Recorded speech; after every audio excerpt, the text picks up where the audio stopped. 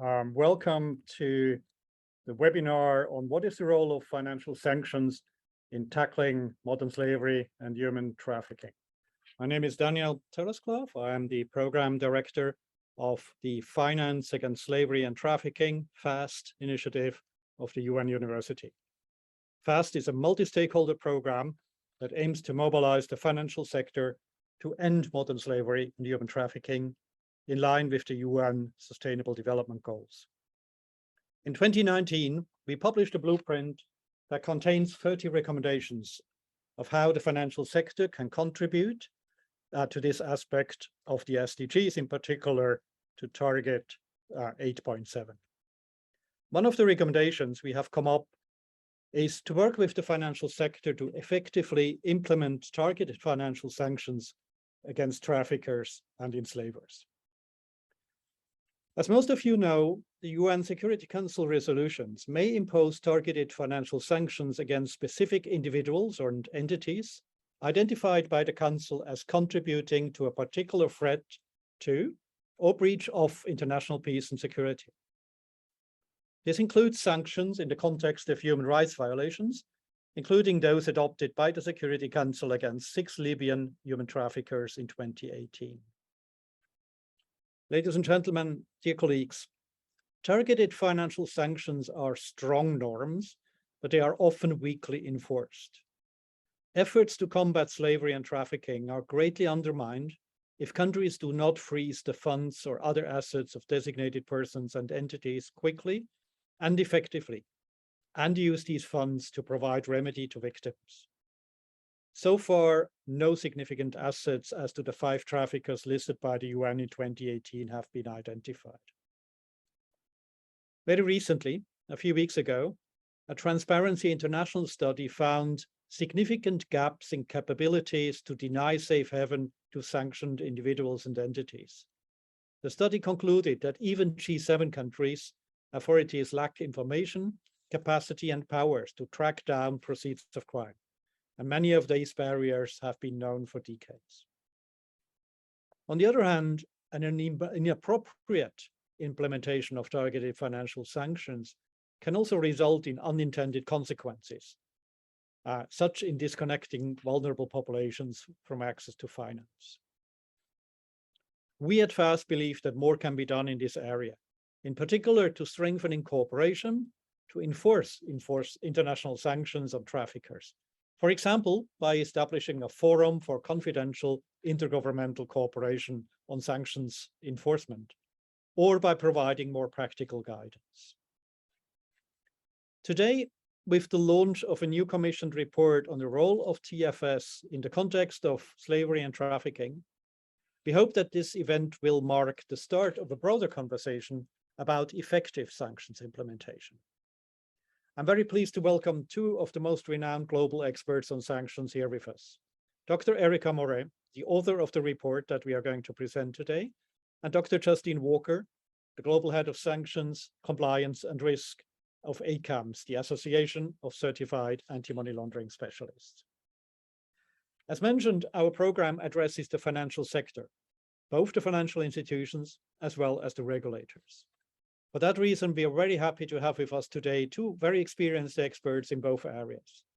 Michael Schoeb is the head of the sanctions regulator in Liechtenstein, and Dr. Frank Haberstroh is FAST's newly appointed sanctions expert, who joined us recently from a European bank.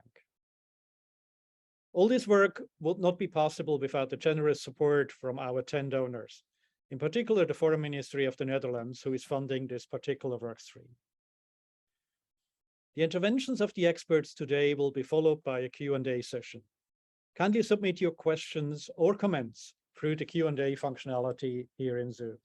We will then address the questions, and I hope we will have sufficient time to go into them in detail.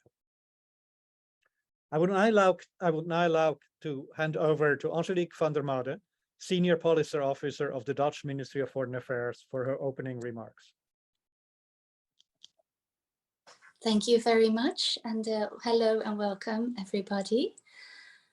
On the 7th of June of 2018, we witnessed a strong international response to human trafficking in Libya, the first ever targeted UN sanctions related to human trafficking in Libya, consisting of travel ban and asset freeze, were imposed on 6 individuals responsible for serious human rights abuses. The initiative was spearheaded by the Netherlands, a Security Council member in 2018, but with close involvement of various actors like France, Germany, the UK, and the US. There was close cooperation throughout the process. One of the most effective was with our Public Prosecution Office, which focused on evidence. This model of collaboration is promising and indispensable for sanctions implementation. This UN listing initiative should be seen as one of the tools that can be employed to combat human trafficking. UN sanctions have had a sobering effect on the targeted individuals, as we could read in the Global Initiative and Klingendahl report, which was published in March 2019. The human conveyor belt broken. The individuals felt exposed. However, there are also reports, including those from the panel of experts on Libya, that at this point in time, there are widespread occurrences of human trafficking. It even seems some of the sanctioned human traffickers are currently powerful human traffickers. Also, at the EU level, mechanisms are available to sanction human traffickers, including the EU Geographical Sanctions regime for Libya, as well as the EU Global Human Rights Sanctions regime. The former was used in 2020 to sanction a Libyan individual who, and I quote, is responsible for and has directly engaged in serious human rights abuses, including human trafficking. We need to realize that we can only make a real difference when we use the full potential of sanctions measures. So we should continue our efforts to make sure these sanctions truly bite. This means denying these individuals access into territories and verifying whether banks have indeed frozen assets. However, tracing and freezing assets is complex and challenging. How to get to the money? That proves more difficult than expected. Criminals know how to launder money or find other ways to safeguard their access to it. Quite often, there are no bank accounts. It is difficult to locate cash or physical assets and to regulate exchange offices. The efforts of FAST, aimed at assisting the public and financial sector in combating human trafficking, are essential in this regard. Since the very beginning, the Netherlands has supported and been a part of both the FSC and FAST. Last year, we discussed future funding of FAST by the Netherlands.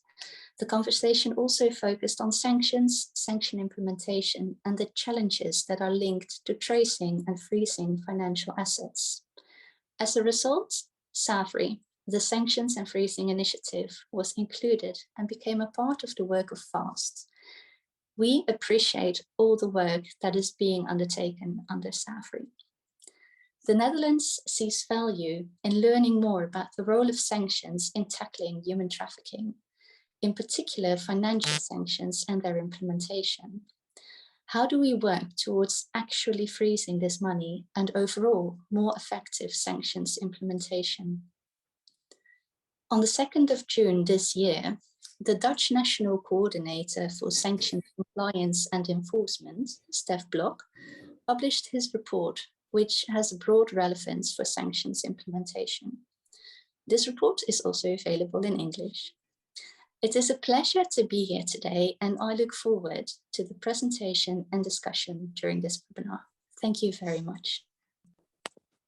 Thank you very much, Angelique, for your words, very pertinent comments, and I think we'll get back in the discussion and in the presentations to some of the issues, important issues that you raised. We will also hear from another of our donors, the permanent representative of Liechtenstein to the UN. He has to speak at the UN General Assembly these minutes, so he will be back with us towards the end of the meeting. And now I have the pleasure to hand over to our keynote speaker, Dr. Justine Walker. Justine, it's great to have you here with us. You are a well-known expert with a lot of experience, both in the public and in the private space. Great that you had time to join us here. And I think I'm wondering really how you see the targeted financial sanctions as part of the overall arsenal to combat financial crime. Justine.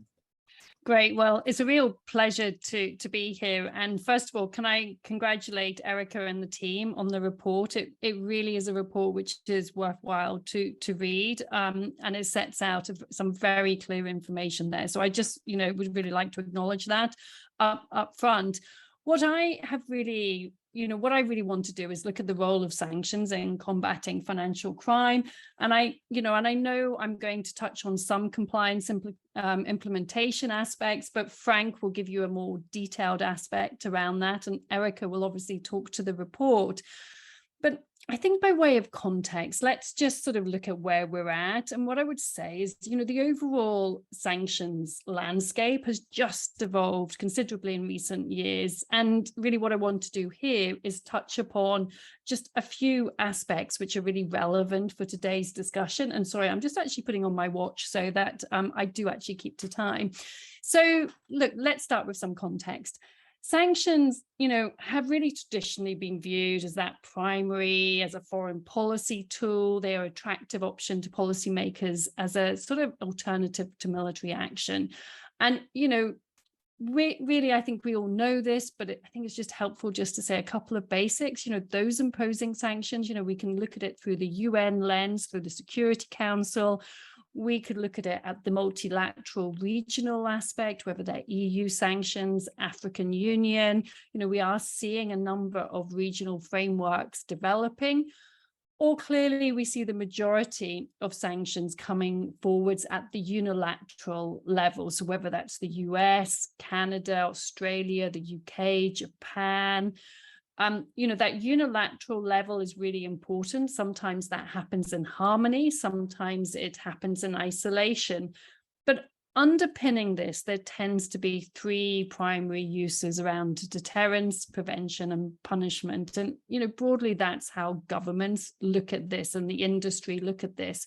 And obviously what we're talking about is fairly broad restrictive measures that can be taken either by the UN, a regional body, individual country, which does target, targets can be individuals, they can be groups, they can be groups of individuals, they can be an entity, they can be a country, they can be a sector.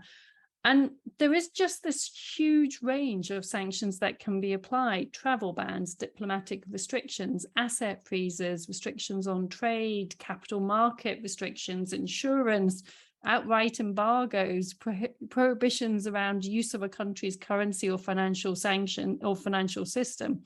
So the sanctions landscape is very broad and is increasingly becoming very novel. And the war in Ukraine has really shown this. We're seeing a lot of very novel, very fast-paced sanctions evolving. But if we look at this at a non-UN level, we're also seeing competent bodies, so sanctioning authorities, governments, whether that be the US, EU, UK, Australia, Canada, really revising and expanding their sanctions authorities to align with broader foreign policy objectives. So traditionally where we've looked at sanctions has often been around country programs: Iran, North Korea, Cuba, Myanmar, Mali.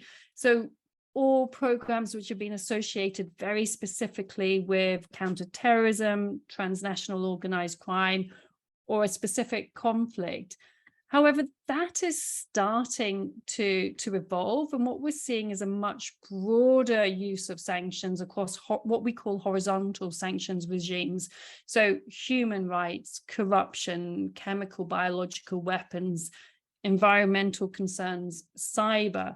So sanctions as a tool is expanding in scope, and how it's used as part of a much wider toolkit of criminal justice prosecution, diplomatic measures is really expanding out. And, what we're really seeing now is, we're seeing this response around specific types of, sanctions for specific types of crimes, so drugs, human trafficking, organized crime, corruption, and then that broad security, stability issue, terrorism, nuclear proliferation, human rights, deliberate destabilization of a sovereign country. These are the things that we're seeing. So in terms of what does this, expanding scope of sanctions mean? And this is really what I want to delve down into, because what drives compliance and what drives financial crime responses often then sits with the regulatory messages, and enforcement is a key driver in shaping how the private sector responds. And I just want to give you a feel around some of the enforcement actions that we've seen. And, and yes, we see the majority of enforcement actions come from the US. And Daniel, you raised yourself around enforcement, that sometimes it's not as broad as we would like it to be. But what we are seeing is those which are taking forward enforcement actions, they've become much wider. So it's been the financial services sector, engineering, manufacturing, shipping, aviation, software development, crypto, and even the beauty industry. These are the targets of enforcement actions. And, I mentioned the beauty industry case, and it's just a really good example in, this was a US cosmetics firm which was fined $1 million for violations of North Korean sanctions regulations. The regulations were really discovered through a self-audit that the firm was doing on their supply chain oversights. And they had imported 156 shipments of false eyelashes, which contained material sourced from North Korea.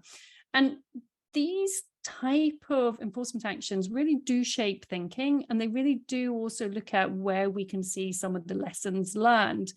And they're also illustrative of the complexities that global businesses now need to consider, and how sanctions can really influence that across the breadth of financial crime measures.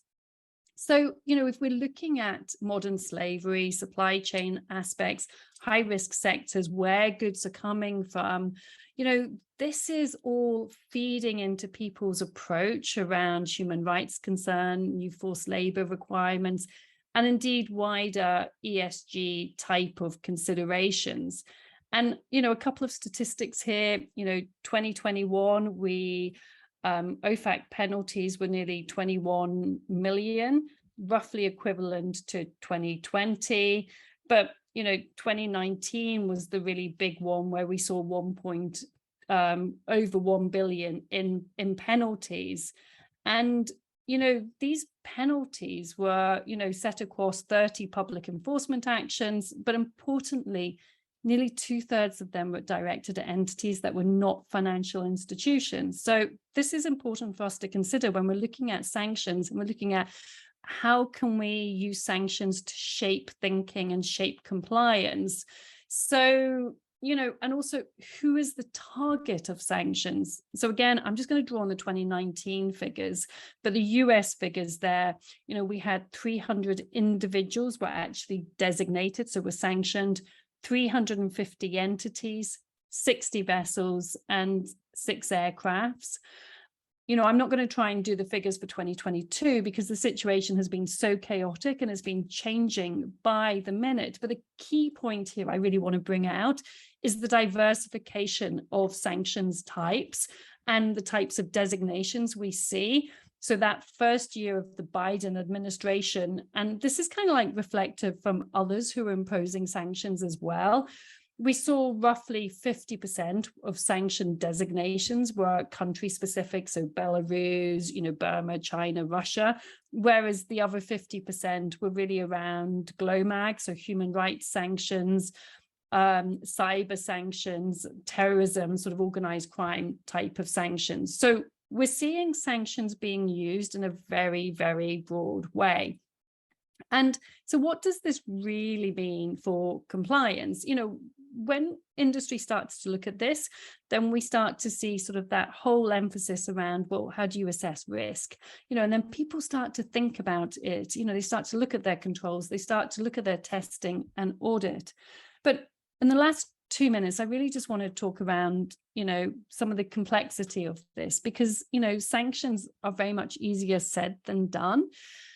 And when we're looking at sanctions in terms of their use in financial crime, designation thresholds and the evidential case is really critical. There has to be a framework for imposing sanctions. And actually, how do you impose a cross-border? And the whole aspect around legal challenge, appeal, the process for rolling back sanctions, and do you follow a sanctions route versus a criminal prosecution route? These are all key considerations. And, if you're unfamiliar with the, inner workings of compliance departments, you might think it's easy, and Frank will tell you it's really not. The ability to just add in names and the complexity that sanctions have for how you set up your frameworks, it is really as complex as it's ever been here. So I want to, just really conclude with a couple of thoughts. People often get quite confused around sanctions being used to freeze funds or deny access to funds versus sanctions having the legal authority to actually seize funds. This is what we know from wider financial crime regimes, and it's a really important distinction.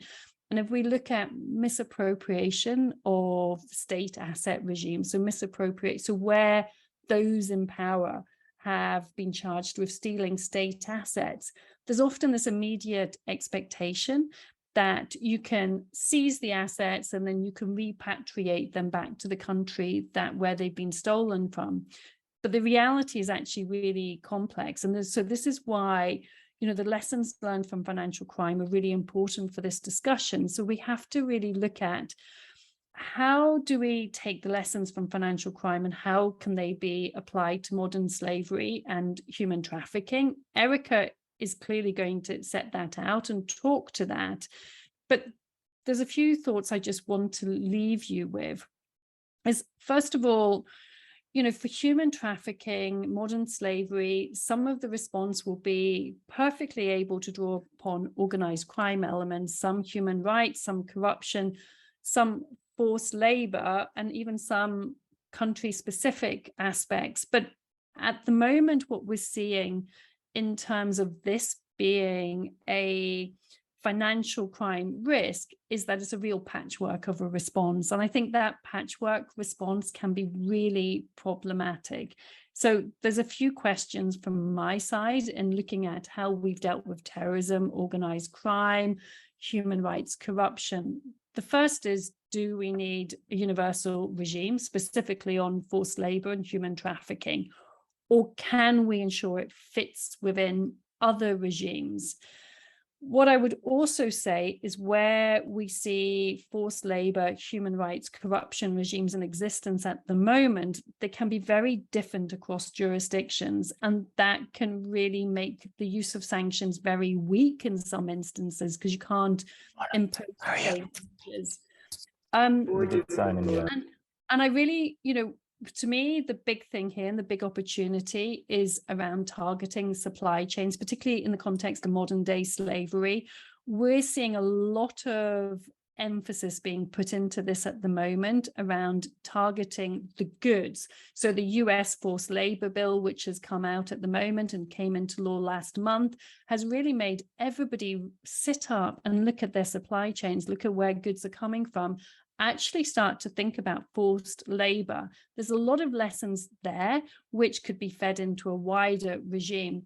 And my last 2 points is, how do we balance, and this is something we've really learned within the financial crime response, is how do we balance the targeted criminal justice response, so people going to jail, going through the traditional criminal justice routes, versus the use of sanctions. Sanctions on occasions will be the better option because of the jurisdictional aspect, but we can't use sanctions as a complete substitute. There has to be a real decision-making tree around what is the best way to move forwards. And then finally, and I know Erica and Frank will pick up on this, but is actually to make this effective, what we really learned from other financial crime frameworks is for sanctions to be effective is you need information and guidance, you need public-private sector partnerships, This is really critical. Without that, the discussions will not be effective. So I will stop on that point, let others expand, and happy to pick up on any comments. Thank you so much, Justine. A lot of food for thought, and I particularly like your approach and your question you're asking, ourselves is how can we apply lessons learned in financial crime compliance larger to sanctions, and how can we assure that the current patchwork, as you described it, gets more harmonization. So there's a lot of food for thought and a lot of work to do also. So and this brings us directly to the next presentation by Erica Moret. Justine, you made reference to the great report, and thanks for your kind works on it.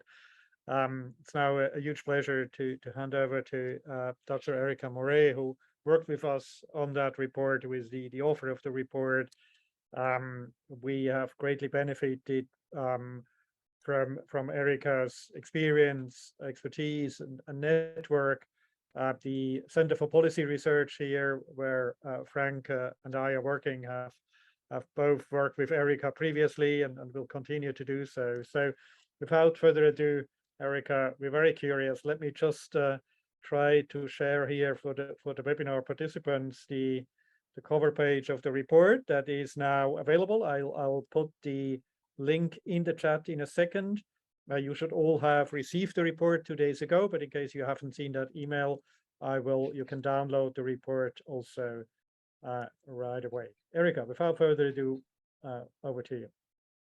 Thank you very much, Daniel. And before I begin, I'd like to extend my very warm thanks as well to the FAST initiative, to UNU CPR for this really quite remarkable opportunity. It's been a great honor to work on such an important area.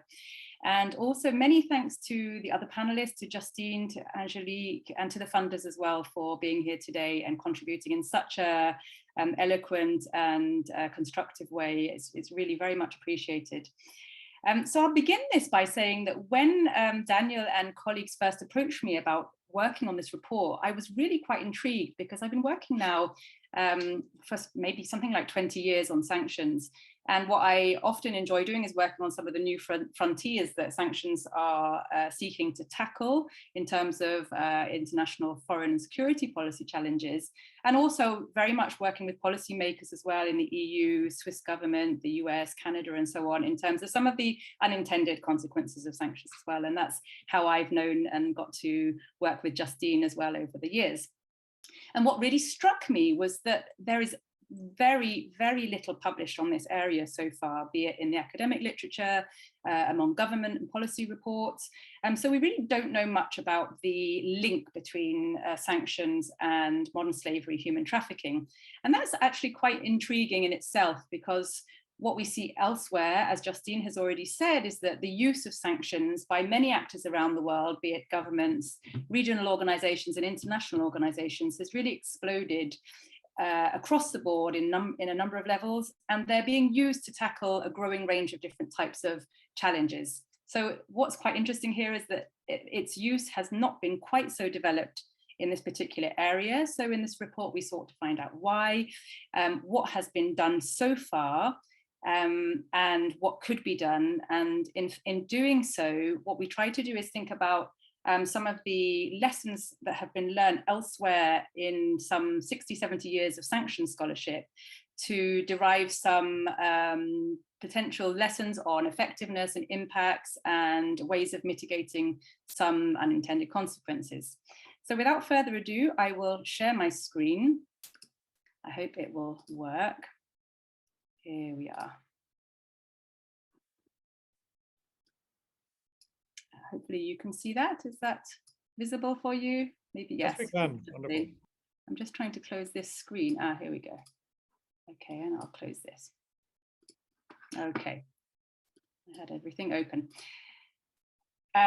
And just by way of background, the report is based on 18 semi-structured interviews with those working on sanctions implementation, but also working on human trafficking and modern slavery in the EU, the US government, Canadian government, UK, Australia, and the EU itself and EU member states. And then it's also based on desk research, which involved an exercise to try and map out which sanctions have actually been used by these various different actors so far, and also consultations of 12 experts on these various different topics that came from academia, think tanks, and the financial technology community as well. And the research was carried out between December 2021 and March 2022. So just a recap on what we've already heard from Daniel and Angelique and others, that modern slavery and human trafficking are among the world's leading criminal enterprises, impacting on almost every country on earth today. An estimated 40 million people are now living under conditions of modern slavery across the globe, with approximately 21 million people trapped in forced labor, included in forced sexual exploitation, and children make up over 25% of this figure. This is despite the fact that the prohibition of slavery represents one of the strongest norms in international law. And levels of modern slavery and human trafficking are actually expected to have risen in recent years, not least because of pressures associated with the COVID-19 pandemic, increasing poverty levels, climate change, and a rise in conflict and fragility worldwide. So what is the role of the financial sector in tackling modern slavery and human trafficking? Now, Daniel has already very eloquently given us an overview of this, but what we know is that addressing the financial angle of modern slavery and human trafficking is essential, not least because over $150 billion per year of worldwide profits is generated by human trafficking. Vast proceeds from these crimes are laundered through the global financial system. But in spite of this, sophisticated evasion techniques used by these criminal groups allow them to continue their activities unchecked. Anti-money laundering and countering the financing of terrorism laws have been used with increasing frequency over recent years to address this problem. And in spite of some improvements on a number of levels, ongoing challenges include weak enforcement, low prosecution rates, insufficient legal frameworks across various countries, and difficulties identifying victims.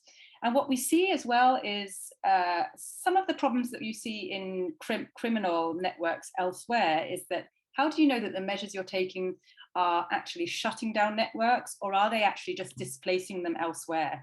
So questions like this are very central in this area of work. Now, what role is there for sanctions in tackling modern slavery and human trafficking? This is what we're here to talk about today, of course. Well, our conclusion is that targeted sanctions do have potential to disrupt illicit criminal networks that engage in or facilitate modern slavery and human trafficking. Nevertheless, their use is not yet widespread, and it's limited to only a handful of different sanctioning powers. And as Justine already said, this is actually mainly the UN, the US, EU, UK, Canada, and Australia. And they're actually limited at the moment to asset freezes and travel bans. And this is in spite of the fact that sanctions are being used to tackle a range of other challenges. Their use is really quite low in comparison to some other areas.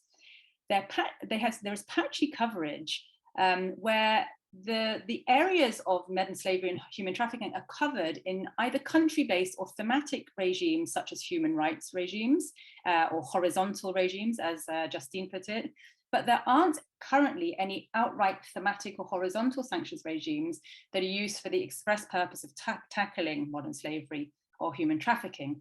That's to say that there may be certain criteria included within, for example, the Libya country-based regime of the UN or the EU's human rights sanctions regime, but nothing yet that makes it extremely express and outright that these are the criteria that are being adhered to. And quite often, in many cases, those who are responsible for these crimes may be targeted, but for other reasons. So it's what is really required here is a much more in-depth mapping exercise to ideally in close collaboration with those governments and organizations imposing the sanctions to actually really gain a much more detailed idea of what is being covered so far and how. And what we've seen is that in spite of the asset freezes and travel bans that have been used so far, none of the sanctions regimes have yet used some of the more sophisticated financial measures or sectoral sanctions that we're seeing being imposed in a number of major sanctions regimes elsewhere. And this is in spite of the fact that the central role that's being played by the financial sector in seeking to tackle modern slavery and human trafficking. As I already mentioned, there's a major gap in the literature on the link between sanctions and modern slavery. And this means that we don't actually have a way yet of assessing the impacts or their effectiveness yet. And I really liked what Justine said about deterrence, prevention, and punishment.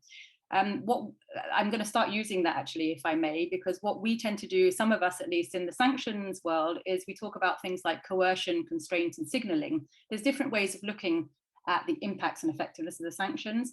And I think it's really important that some of these different methodologies and frameworks are applied to this particular area, so that we can gain a better understanding of when they work and under what conditions.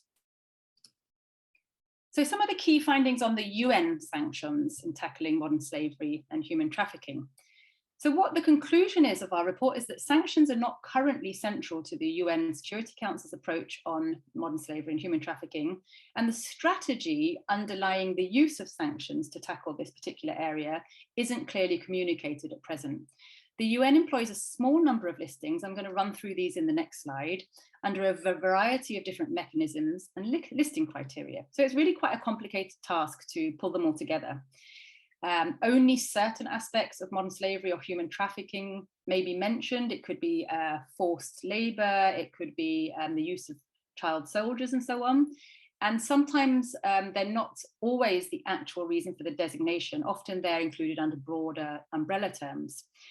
Enforcement challenges were raised as a really key problem, because what is required in the implementation of these types of sanctions, actually quite in a slightly distinct way to many other sanctions regimes, is very close collaboration with law enforcement agencies.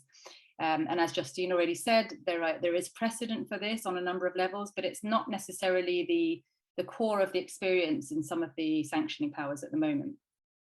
The wording in many UN Security Council resolutions allows for a greater use of modern slavery and human trafficking listings, but those who are interviewed signaled that political appetite would likely limit a greater use within multilateral sanctions employed by the UN.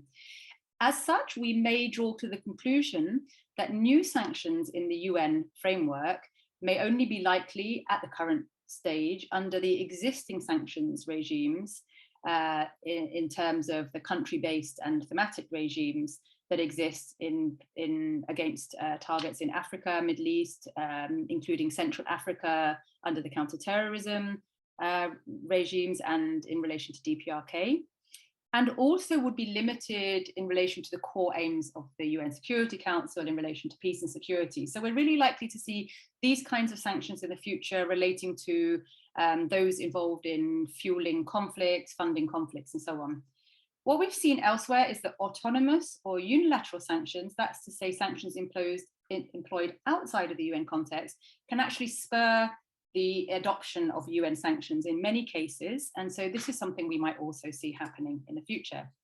So here are a few examples of UN Security Council sanctions that have been used so far to tackle modern slavery and human trafficking.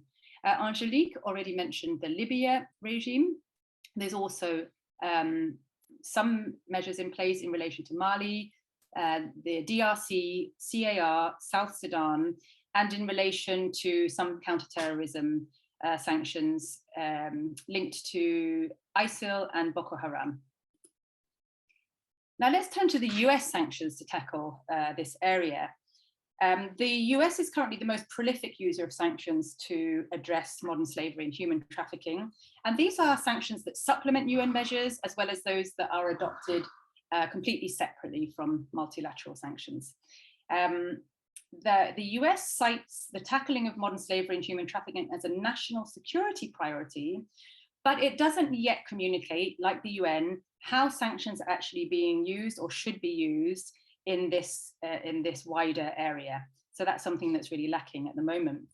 The US possesses long-standing expertise on the use of sanctions in this kind of area in relation to transnational organized crime, corruption, and narcotics trafficking, particularly in Latin America. And that's where it actually differs from the EU, UK, Canada, and others, and why it's important to seek experience and advice from the US if the use of sanctions in an autonomous capacity are to be increased in the future.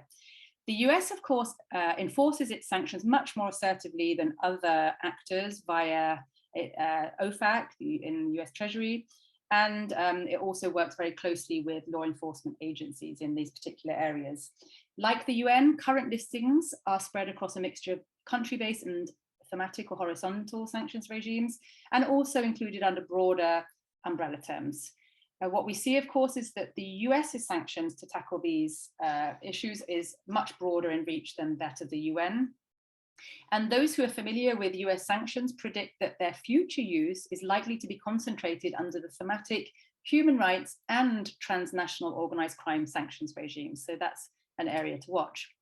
Now, I hope you'll be able to see this. These are some examples of how the US has been using sanctions to tackle modern slavery and human trafficking. Again, it's quite difficult to pull it all out, although there was an excellent summary piece from the US Congress, which helped in this particular area of research.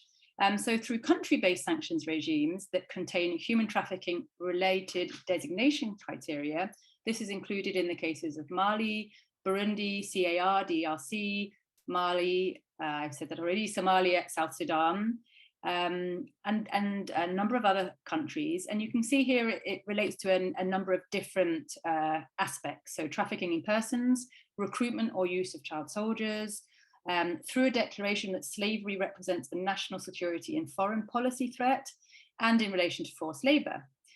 Now, the sanctions in the US can also be imposed under thematic sanctions regimes that address broader categories, where modern slavery and human trafficking is included as a secondary concern.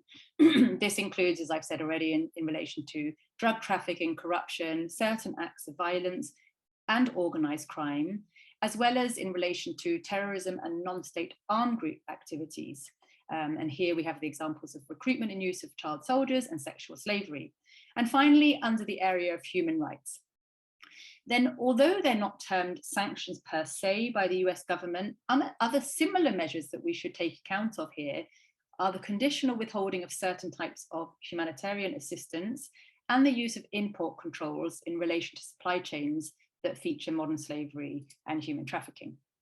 I'll touch briefly on the other autonomous sanctions that are being used at present to tackle modern slavery and human trafficking. And again, these are ones that enforce UN sanctions and those that are imposed completely in their absence. They're starting to grow to varying degrees in a small number of listings used by the EU, UK, Canada, and Australia.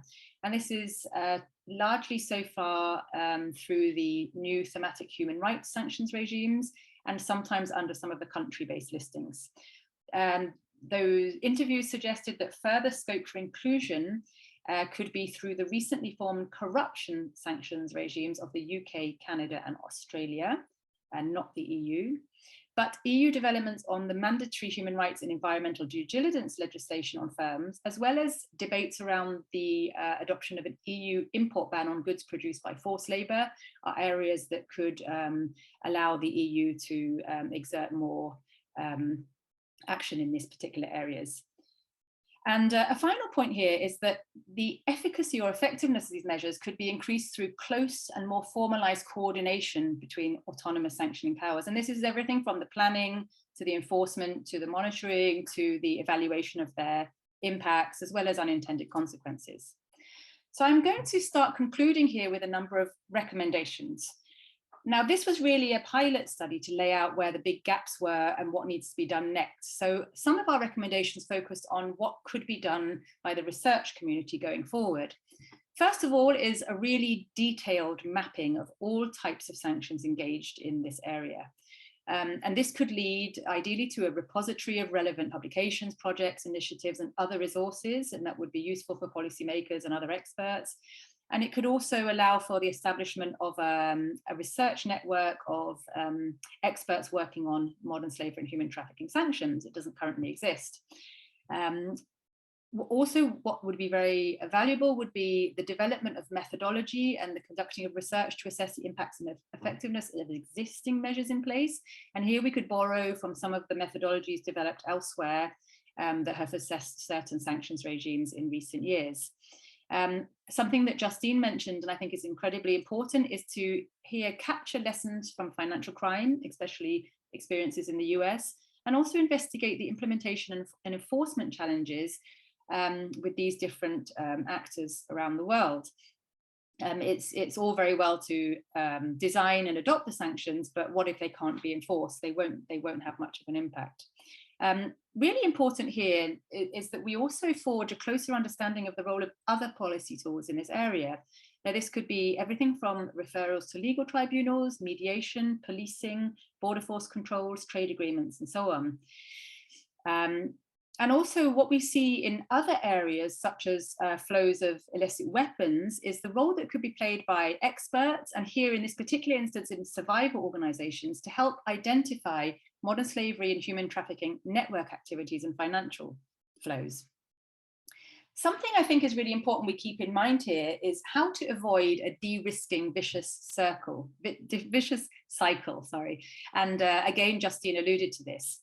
Financial sector institutions are under increased bureaucratic and risk burdens in connection with the ever more complex compliance landscape. We'll be hearing about this in some of the other presentations today. What the big risk here there is of de-risking and over-compliance among these institutions by adding additional due diligence requirements and additional risks of penalties to banks and others in the private sector. This could end up leading to further financial inclusion in some countries, which in turn serves as a driver for modern slavery and human trafficking. So you could end up with a vicious circle. And here, what important recommendations could be to draw on the role of financial technology, the importance of guidance, capacity training, resourcing, and awareness raising, and to be made available to all relevant stakeholders. My final slide here is recommendations in relation to policy engagement and the policy community more generally. The production of a blueprint on effective and ethical use of sanctions to tackle modern slavery and human trafficking could be something that would be useful, as it doesn't exist at the moment, as would a checklist to equip policymakers on the adoption of new measures. Working towards a communication strategy for the relevant sanctioning powers to focus on awareness raising and capacity building is also important, given the fact that they are not currently communicating how sanctions are being used to tackle these problems. Again, Daniel mentioned this, the creation of an expert working group or commission that's able to advise on the direction of research, policy engagement, and the creation of new sanctions would also be valuable. And consolidating this through a multi-stakeholder forum or dialogue that would include the various different stakeholders, including tech for good, fintech specialists, survivor groups, banks, governments, and UN could also be extremely useful. I will stop there, and I'll be very happy to answer any questions. And as ever, feedback would also be most welcome. Thank you. Thank you. Thank you so much, Erica. For me, this felt like reading the menu of a Michelin-starred restaurant, and I'm really hungry now to learn more about it. I hope you guys are hungry now to read the full report. So thank you very much for that. Also pointing to the very practical recommendation you have come up with in the report. I will at the end of the webinar, I will elaborate a bit of what we from FAST think we could how we could contribute to implementing these recommendations. But I would really encourage all of us here to use the Q&A function to share ideas with us. FAST is a very collaborative aspect. I think the whole topic we're discussing here can only be addressed if we do it in a collaborative way. So feel free to share thoughts about, if you see a role for yourself or your organization in addressing recommendations that have come up. But feel also free to touch base with us then after the webinar, of course. So again, thank you very much, Erica, all the great work and your presentation today. I encourage everyone to continue to use the Q&A functionality. I can see questions and comments coming in, and we'll get back to that towards the end of the seminar. But now I have the pleasure now to hand over to two practitioners, one from the public and one from the private sector. We ask them to speak briefly about the main challenges. I mean, time will not suffice to discuss all challenges in implementation, but highlighting the major ones. And it's a pleasure to start with my colleague and friend and partner in Combat for a long time, Michael Schoeb, who is the Director of the Financial Intelligence Unit in Liechtenstein.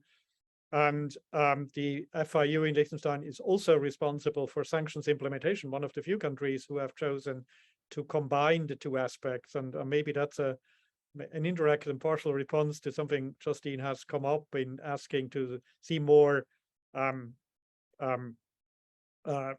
more collaboration between the two worlds.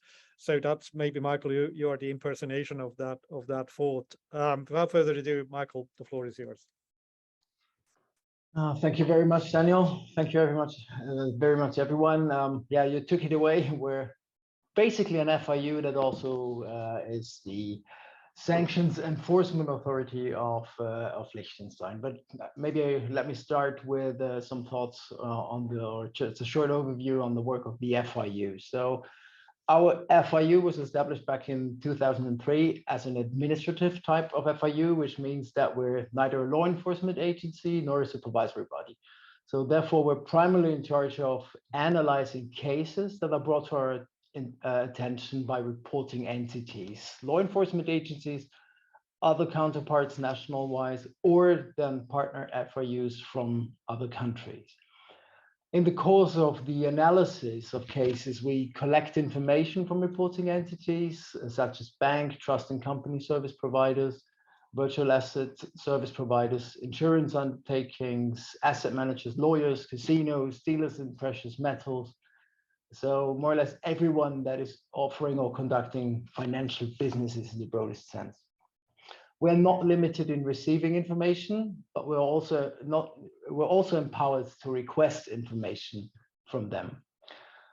We do share those information with domestic authorities, the public prosecutor's office, the police, supervisory authorities, tax administrations, and we do receive and share information from and with counterpart FIUs from all over the world. We can also request information on their behalf from national reporting entities or work together with them in joint task forces. So, and if an analysis brings to light that money laundering or terrorism financing is actually happening and that there is jurisdiction for a national law enforcement or competent authorities, my staff files a report to those authorities in order to enable them to start their own investigation. Information received and exchanged by FIUs can be used for intelligence purposes only, meaning it cannot be used in court proceedings as evidence, but it is designed for building like a golden bridge for the investigators in charge. In this capacity, our FIU is also a member of the Egmont Group, the union of the FIUs worldwide, which also provides for secure channels of information exchange. So having one FIU per country, and with that, a single point of contact, the exchange of information is carried out according to the standards, meaning on a timely basis. Receiving a response is usually a matter of days or weeks, which is not comparable to the time span we encounter when we see the process of mutual legal assistance cases, for example. So let me stop here for the FIU part and moving on to the topic of the international sanctions. So Liechtenstein, as you said, Daniel, is an almost unique position when it comes to international sanctions.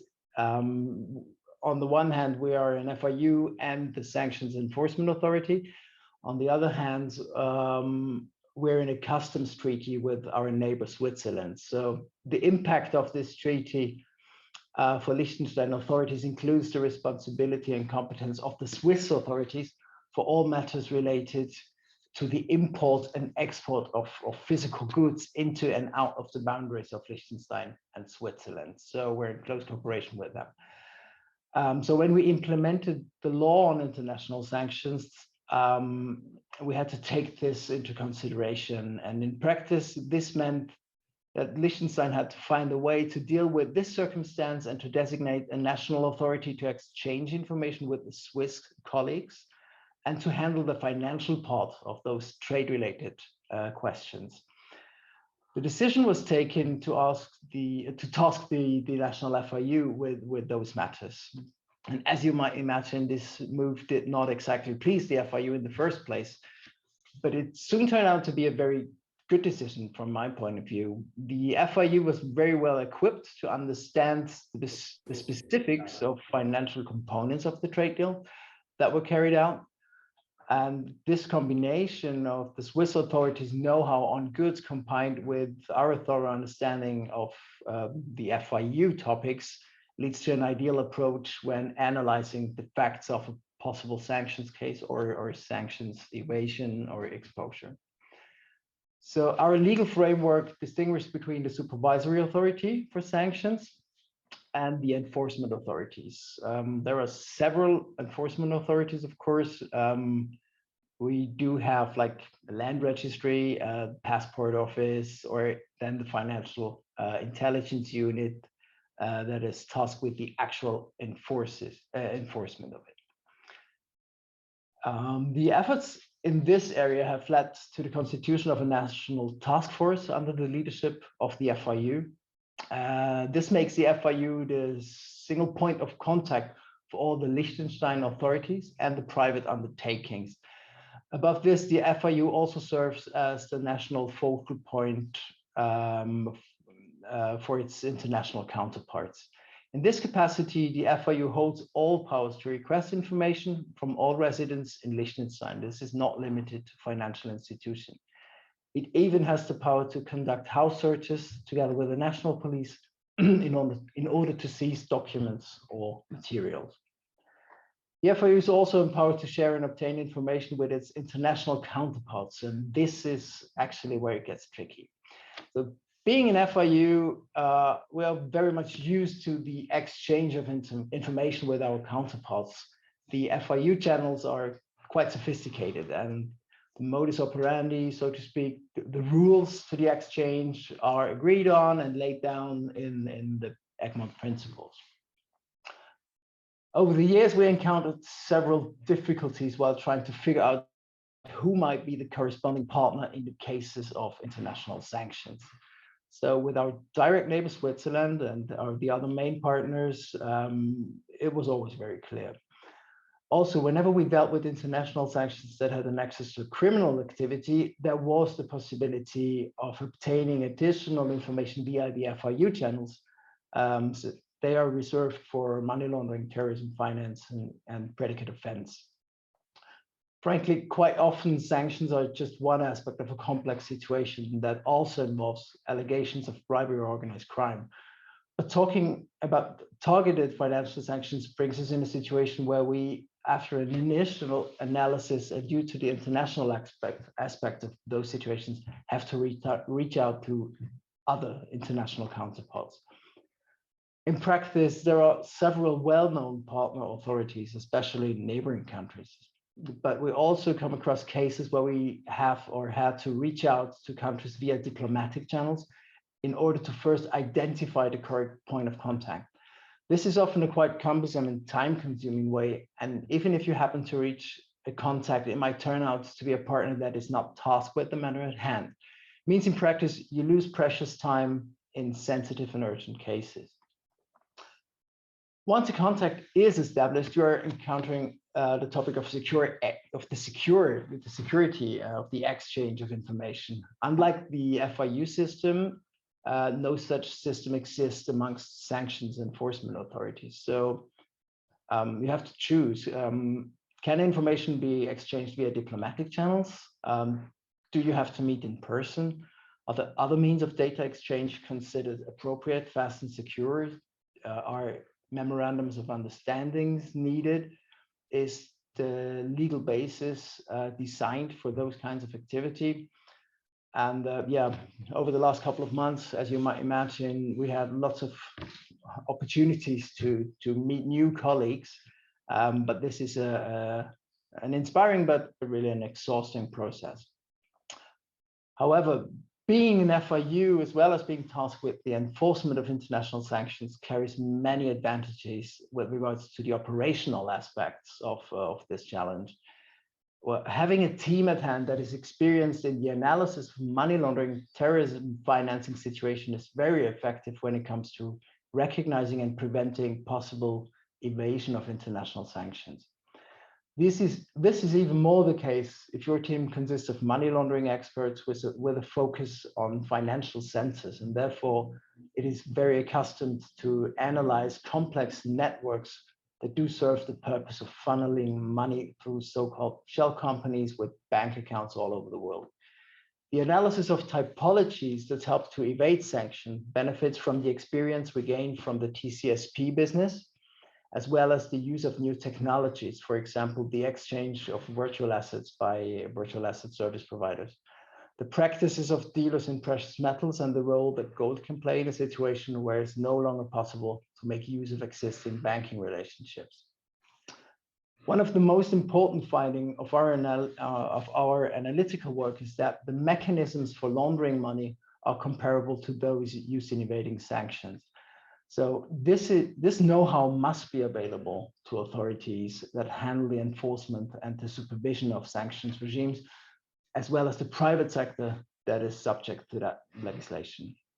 So with this, I'd like to conclude, and thank you very much for your attention. Thank you so much, Michael.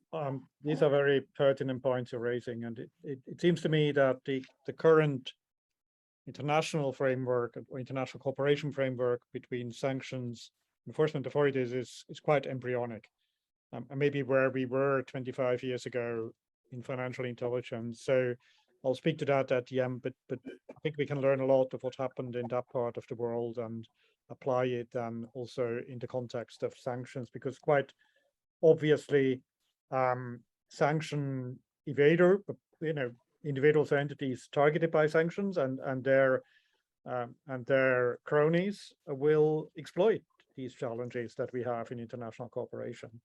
And I've never seen a larger sanctions evasion case that did not have an international component. So, but also your statement about the comparability between typologies you see money laundering and sanction evasion patterns is quite important. I think that's something we can learn from that too. Handing over now to my colleague Frank Haberstroh.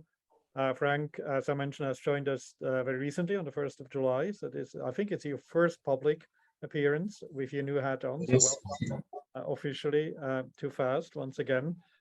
Frank worked for a German bank, was responsible for compliance and sanctions implementation at the bank, and I invited him to speak a bit about practical challenges that a bank or financial institution more broadly would face. Frank. Thank you, Daniel. Well, when looking at the bank perspective, at least a very basic aspect is clear, and that is that for banks, that is a legal obligation to comply with sanctions and embargoes implemented by their home countries. This includes the obligation to freeze assets, as well as the obligation to prevent funds from being made available directly or indirectly for the benefit of designated persons or entities. However, meeting these obligations is getting increasingly difficult, and for banks it comes with considerable challenges. For instance, already the number of sanctions regimes banks have to observe are continually growing, and in addition to the various country-related sanctions, such as against Iran, North Korea, or Russia, there are more and more regimes of a thematic nature that have to be observed, for example, on topics such as terrorism, cybercrime, proliferation of chemical weapons, or human rights. We have heard that from the previous speakers.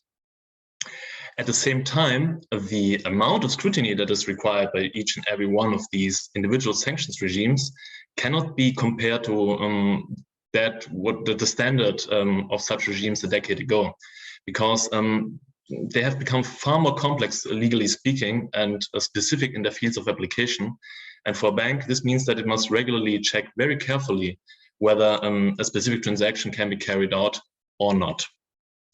I have seen that a large part of our audience today is not from the financial sector, so I don't want to get too technical and tire you with banking processes.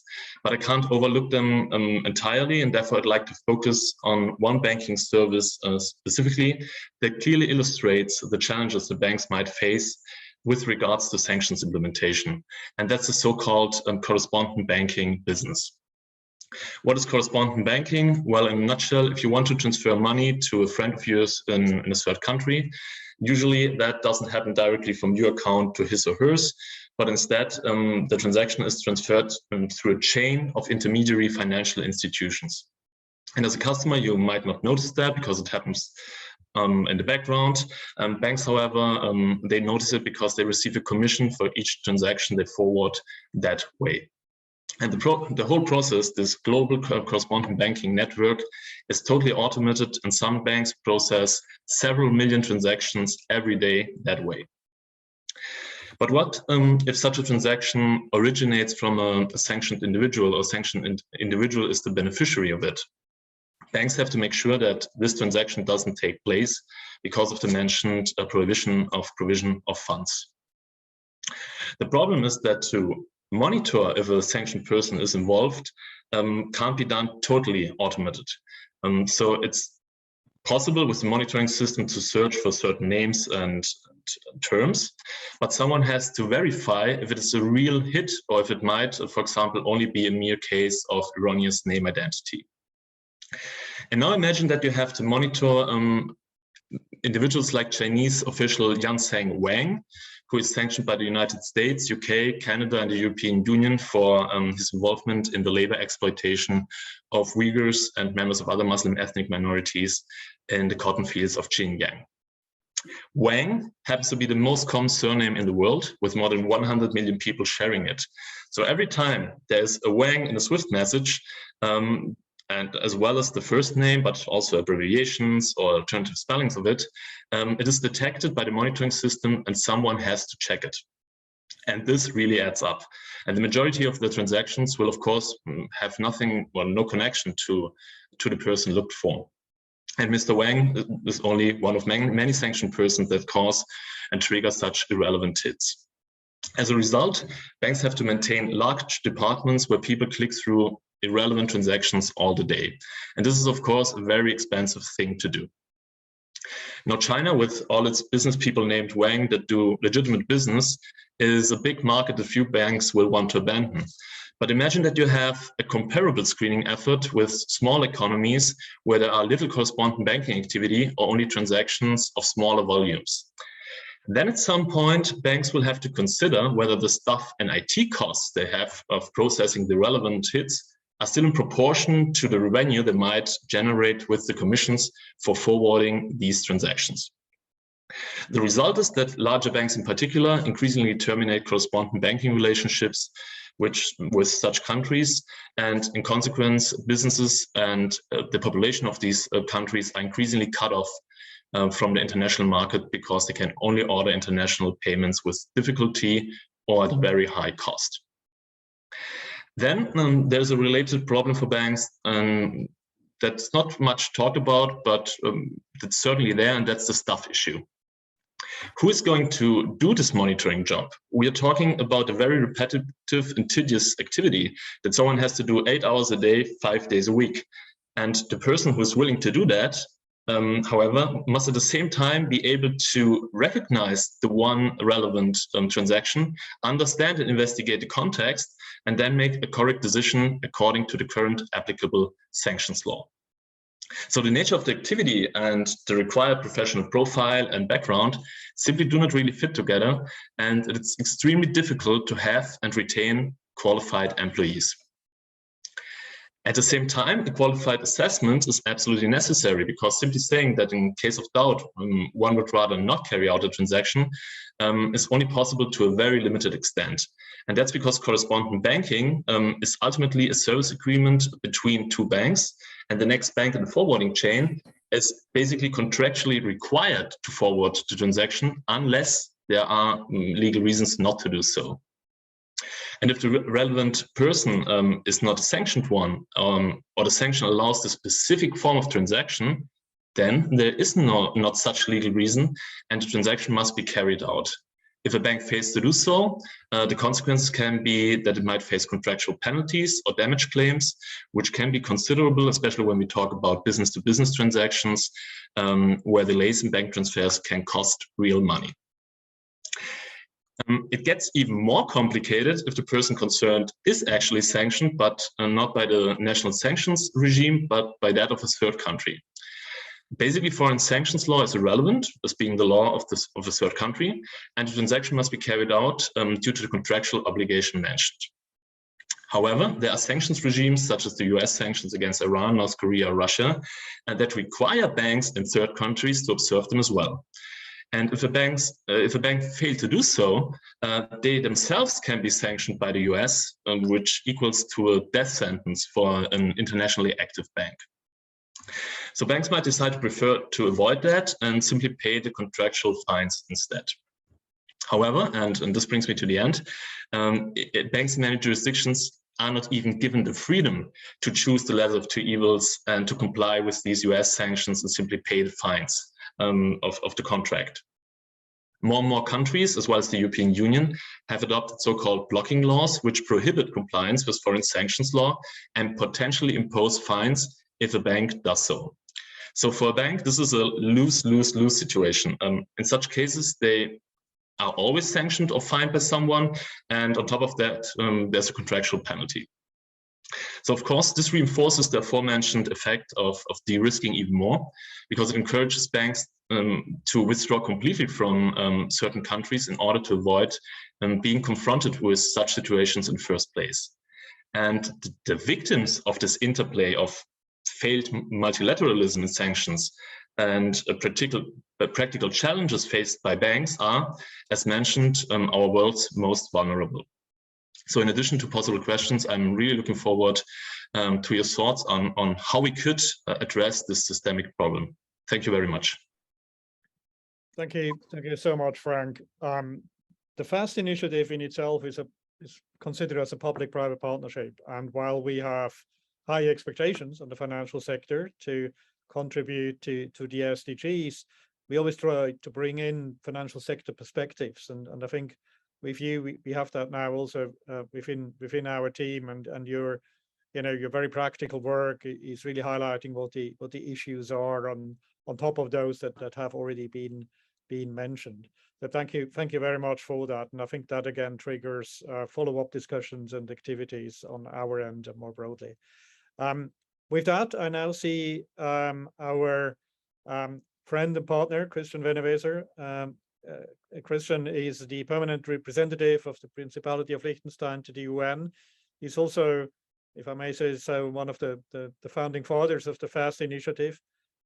Years ago, he has been a member of the Financial Sector Commission that established the blueprint, which is the foundation of FAST. Christian, great to have you with us. I hope you can hear and see us. You are at the UN building, I understand, at the moment. Please, the floor is all yours now.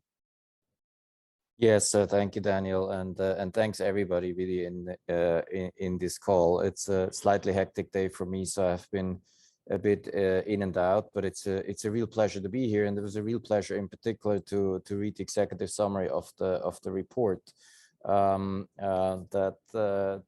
really I think is a very, very interesting contribution to, of course, a much larger discussion. And I'm looking at this, of course, very strongly against the backdrop of our work at UN, in addition to the FAST dimension that this has. There is a very important discussion going on ESG issues, economic, social, and governance, and of course, FAST does require a strong ESG commitment from states, be they partners or others. So that's a political dimension that we want to move forward, and the sanctions discussion is a key issue here. We have seen an unprecedented response in a way to the aggression against Ukraine, with respect to sanctions taken by various players.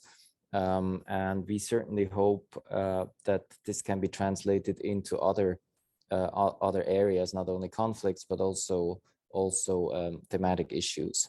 At the same time, of course, sanctions in particular remain a hotly, debated topic.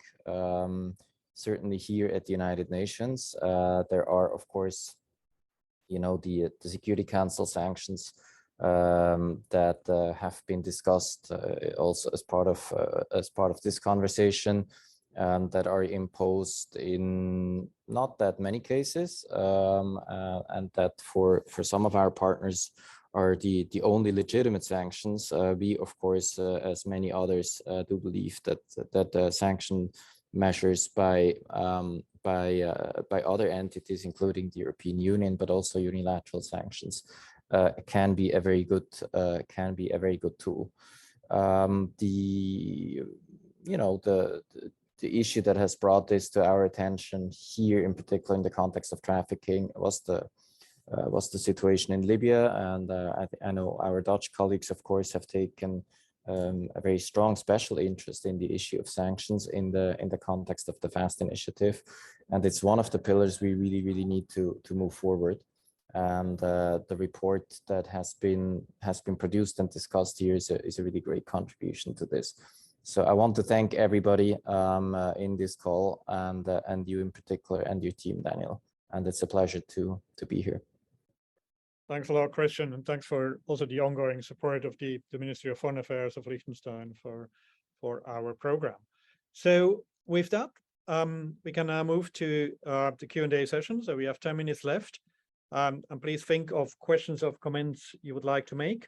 I saw one comment in the chat from our colleagues from CTED. Svetlana, thank you very much for making a reference to an important report that CTED has published on the nexus between terrorism financing and human trafficking. That's an important point, especially from a financial institution point of view. So thanks for alerting us to this important work that CTED is doing. And then there was a question from Sydney Rees. For those that haven't seen it, I will quickly read it out. How does the trafficking of children to create sexual exploitation material play a role here? And she says, these crimes are often paid for in small sums through key financial institutions, but I'm interested to hear how sanctioning influences these small-scale sums. So just maybe from the start, from my perspective, I think online sexual exploitation of children is part of the broader debate on slavery and trafficking. 1 of 4 victims of forced labor are children, and I think child labor, one of the articulations of child labor is indeed sexual exploitation in particular, and worryingly, increasingly online exploitation. I know that many organizations are doing great work on that, and I think they do increasingly see a role of financial institutions. I know that a lot of financial institutions are very key and very focused on identifying such transactions, but as you say, the amounts are typically relatively small. Doesn't mean you can't see them. I think we should stop finding excuses about we don't see small transactions. If there is a transactions, there is documentation around it. I know that ACAMS is doing great work, and we're actually planning to launch a new tool in that context very soon at the occasion of the World Trafficking, of the World Day Against Trafficking in Persons. I don't know, Justine, I don't want to put you on the spot. Is there something you can say about that briefly? Yeah, and so I think I'm not sure what I'm quite allowed to say about that, so I am going to be a bit cautious. But yes, we have been doing a lot of social impact global free certificates for the whole, for the community, whether they're in banks or government or just interested individuals. Anybody can access them. And we are doing quite a lot of work at the moment about the use of crypto in child exploitation. where that is drawing on smaller amounts of money very often. And we're actually working with competent authorities and investigators and law enforcement to really bring in case studies and typologies. Because the issue here is, although individual transactions may be small, that actually individual transactions, then if you data mine appropriately and you know what you're looking for, you can actually draw that together and identify linkages. But this is where that information sharing and public-private sector engagement is just so critical. So you know how to actually mine the data you have. So that is one area, and that's very specifically around child exploitation. So that is coming out very soon. Thank you so much, Justine, for this update. So watch out for that. And ACAMS is doing great work more broadly on these issues. Also, jointly with us, we have launched with ACAMS a training program specifically for financial institutions on human trafficking and modern slavery. It's a course, a certificate that you can take for free that has already been completed by nearly 20,000 people. So we're very proud of that activity. So I don't see any additional questions. So let me try to conclude this webinar. I think we have seen, heard a lot of great ideas, important recommendations. FAST is committed to continue its work on targeted financial sanctions and on the nexus to anti-money laundering and financial crime compliance more broadly. As I mentioned, FAST has a very collaborative nature, so we would welcome any ideas for collaboration from institutions that are interested in working with us.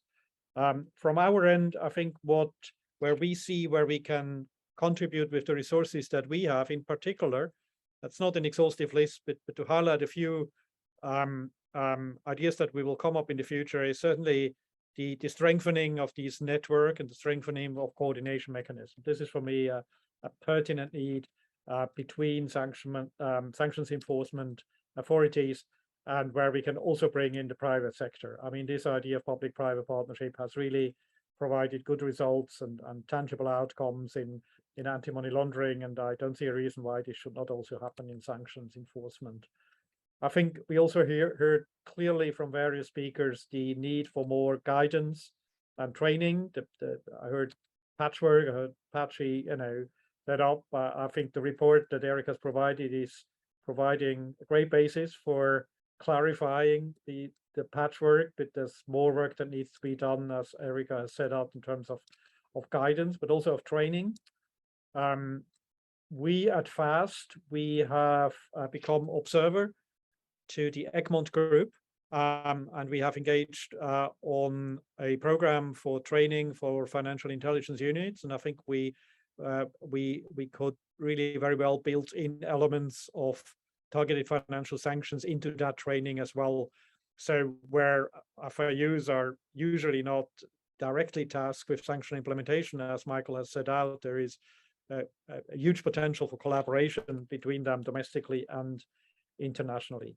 So these are a few ideas that we are committed to work on over the next months and years. So we'll hear from us on that. And with that, taking again the Q&A function, now I see a few compliments to Erica that I'm happy to pass on, and to confirm that this is also from our side. Comes with a huge gratitude to Erica. We will have other opportunities to present the report findings, I'm sure about that. And if any of you would like to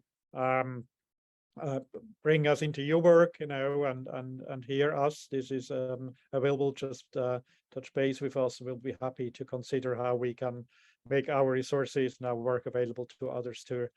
Let me thank all the panelists for contributing your precious time. I understand it's getting late in the afternoon now in Europe, so particularly appreciate that you have stayed with us for a little bit longer. And with that, I'm grateful for all the participants. Wish you all a good remainder of the day. And this webinar is one of our contributions to the World Day Against Trafficking in Human Persons, which will be marked this Saturday. So I hope you see this as an opportunity also to engage, go public, make some noise, some positive noise about the importance of also bringing in the financial sector and strengthen the role of the financial sector in that regard. With that, again, many thanks to all panelists and have a good day.